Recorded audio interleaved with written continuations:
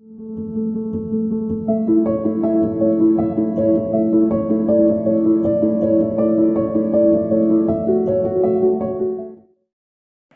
Friends, welcome to ప్రత్యక్ష crafts and vlogs. ఇవాళ మన స్పెషల్ రెసిపీ వచ్చేసి యూపీ కసాటా అండి. అవునండి, యూపీ వాళ్ళే వీటిని కసాటా అనే పిలుస్తారు, కానీ మనం మాత్రం వీటిని బిస్కెట్స్ అంటాము. ఇది మాత్రం ఖచ్చితంగా యూపీ స్పెషలే. చూడండి ఎంత క్రిస్పీగా ఉన్నాయో. నేను చెప్పిన ఇంగ్రీడియంట్స్తో చేస్తే కనుక కరెక్ట్ కొలతలలో వస్తాయండి. కావాల్సింది ఫస్ట్ ఒక చిన్న గ్లాస్ తీసుకొని ఆ గ్లాస్ నిండా పాలు తీసుకోవాలండి. ఒక గ్లాస్ పాలకు వచ్చేసి 2 గ్లాసులు చక్కెర అనమాట. 1:2 రేషియో. ఒక గ్లాస్ పాలు తీసుకుంటే 2 గ్లాసులు చక్కెర తీసుకోవాలి. ఇలా తీసుకొని మంచిగా మరిగించాలండి. వీటిని ఒక 15 మినిట్స్ వరకు మరిగించాలి పాలని బాగా.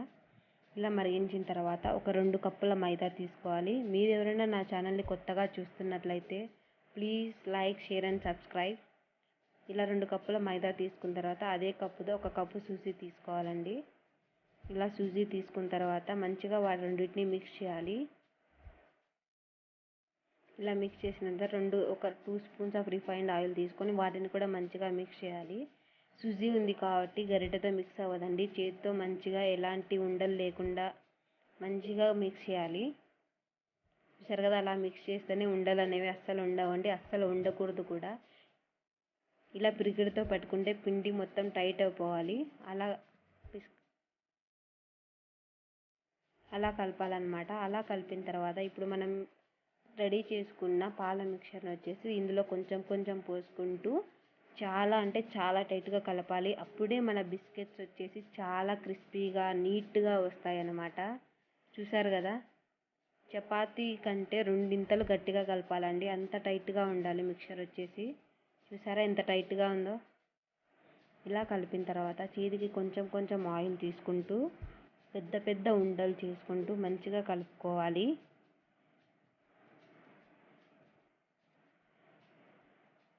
ఇలా ఒక ముద్దను తీసుకొని ఫస్ట్ స్టవ్ వెలిగించి కడాయి పెట్టి ఆయిల్ పోయాలండి. ఇలా ఆయిల్ పోసిన తర్వాత ఇలా కొంచెం కొంచెం ఆయిల్ అప్లై చేసుకుంటూ వీటిని వచ్చేసి మంచిగా రుద్దుకోవాలండి. చాలా టైట్గా ఉంటుంది, పర్లేదు. కొంచెం కొంచెం ఆయిల్ వేసిన తర్వాత చాలా నీట్గా రౌండ్గా రుద్దుకొని వాటిని వచ్చేసి మనకి ఏ షేప్లో కావాలంటే ఆ షేప్లో కట్ చేసుకోవచ్చు. నేను వచ్చేసి మీకు ప్రస్తుతానికి ఇవాళ 3 షేప్స్ చూపిస్తాను. మన దగ్గర ఒకవేళ బిస్కెట్స్ కట్టర్ ఉంటే కనుక వాటితో కట్ చేసుకొని కూడా చేసుకోవచ్చు. ఖచ్చితంగా పిల్లలకి మాత్రం ఫేవరెట్ రెసిపీ అండి. ఇలా ఒక గ్లాస్ తీసుకొని అంచులని ఆయిల్లో అద్దేసి ఇలా కట్ చేసుకుంటే రౌండ్ షేప్లో వస్తుందండి. చూసారా ఎంత మందంగా ఉందో బిస్కెట్స్.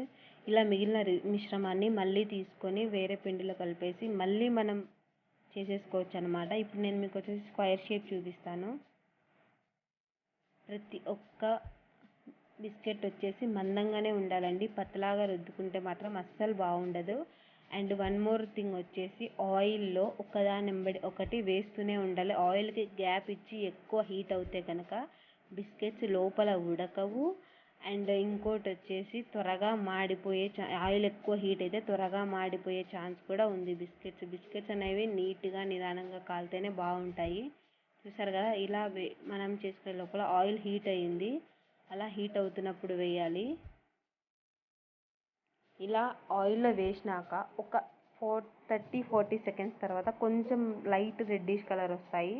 అలాంటప్పుడు బిస్కెట్ని టర్న్ చేసుకోవాలి. ఇలా టర్న్ చేసుకున్న తర్వాత మళ్ళీ ఇంకొద్దిసేపు ఒక 1 or 2 మినిట్స్ ఉన్నాక లైట్ బ్రౌనిష్ కలర్లో వస్తాయండి. అలా మొత్తం తిప్పుకుంటూ ఈవెన్గా కాల్చుకోవాలి. అప్పుడే బిస్కెట్స్ వచ్చేసి ఈవెన్ అండ్ టేస్టీగా ఉంటాయి. సరే కదా, లైట్ బ్రౌనిష్ కలర్లో వచ్చింది. ఇలానే మొత్తం కాల్చుకున్న తర్వాత చూడ్డానికి అచ్చం బిస్కెట్స్ లానే ఉన్నాయి కదా. అవునండి, వేడిగా ఉన్నప్పుడు అవి వచ్చేసి సాఫ్ట్గానే ఉంటాయి. కొంచెం చల్లపడే కొద్దీ వాటి టేస్ట్ మొత్తం మారిపోతుంది. ఇప్పుడు నేను ఇంకో బిస్కెట్స్ కాల్చి చూపిస్తాను. ఇవి వచ్చేసి లైట్గా పతలా ఉన్నాయి, కానీ వీటి టేస్ట్ కూడా చాలా బాగుంటుంది. ఇప్పుడు వేడిగా ఉన్నప్పుడు చించి చేస్తే చూడండి ఎట్లున్నాయో. కానీ అదే బిస్కెట్స్ చల్లారిన తర్వాత ఎలా ఉంటాయో నేను మీకు చూపిస్తాను లాస్ట్లో. నెక్స్ట్ ఇంకొక డవ్ తీసుకొని అలానే రాంబా షేప్లో కట్ చేసుకోవాలండి.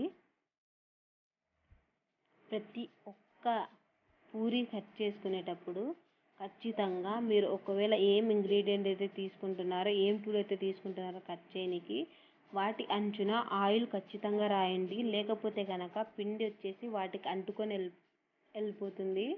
ఇలా రాంబా షేప్లో కట్ చేసుకున్న తర్వాత ప్రతి ఒక్క బిస్కెట్ని ఆయిల్లో వేయించుకుంటూ, ఆయిల్ని మాత్రం గ్యాప్ ఇవ్వద్దండి. ఇలానే బిస్కెట్స్ని వేయించుకుంటూ ఒక 4 to 5 టైమ్స్ వరకు అలా ఇలా తిప్పుకుంటూ చాలా ఈవెన్గా కాల్చుకోవాలి. అప్పుడే బిస్కెట్స్ అనేవి చాలా క్రిస్పీగా వస్తాయి. చూసారుగా బిస్కెట్స్ ఎంత క్రిస్పీగా వచ్చాయో. If you like the recipe please like, share and subscribe. మీ వాల్యుబుల్ కామెంట్స్ని నా కామెంట్ బాక్స్లో డ్రాప్ చేయండి. Thank you.